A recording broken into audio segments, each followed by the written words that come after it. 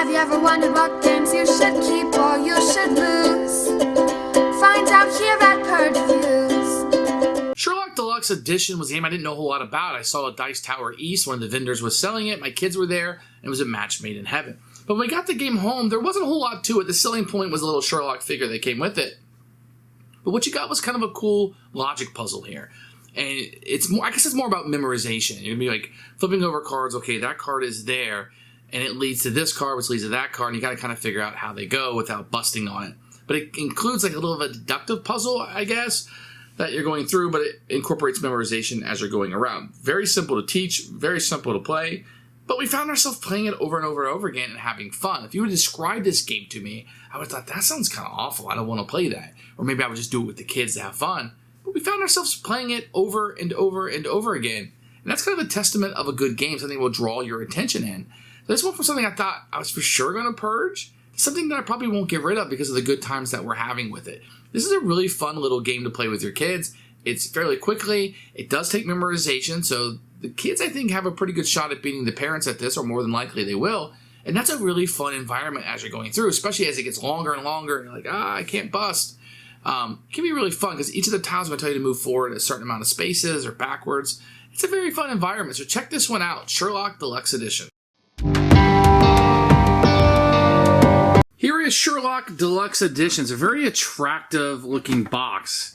You can see here, it's very colorful. It's going to bring kids in, and it's going to have the Sherlock Holmes on it. In this one, you're going to have a little brown miniature, which will represent Sherlock Holmes. You will have a large deck of cards, and these are a little bit thicker, a little bit harder to shuffle, but they're going to be more durable with your children.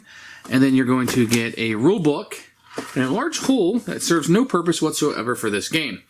The components are pretty good. You can see it has arrows and numbers on them, etc.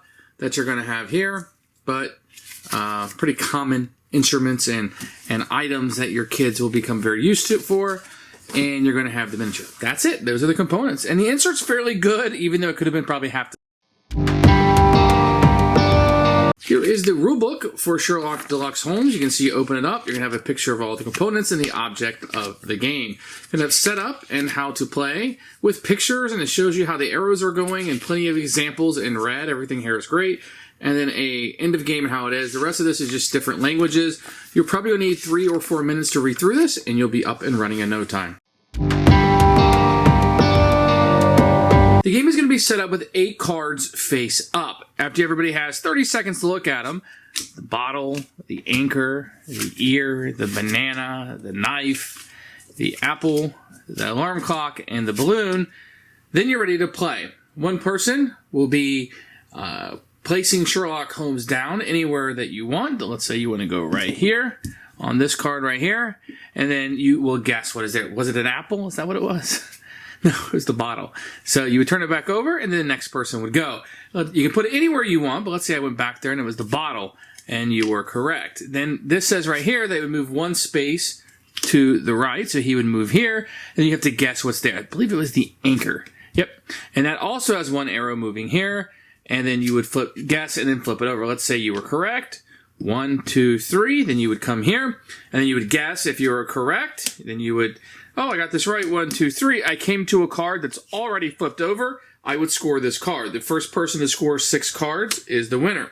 Then you'd put another card out face up, show everybody what it is, starfish, and then you'd flip everything back over, and everybody is trying to memorize where everything is. Then the next player would go.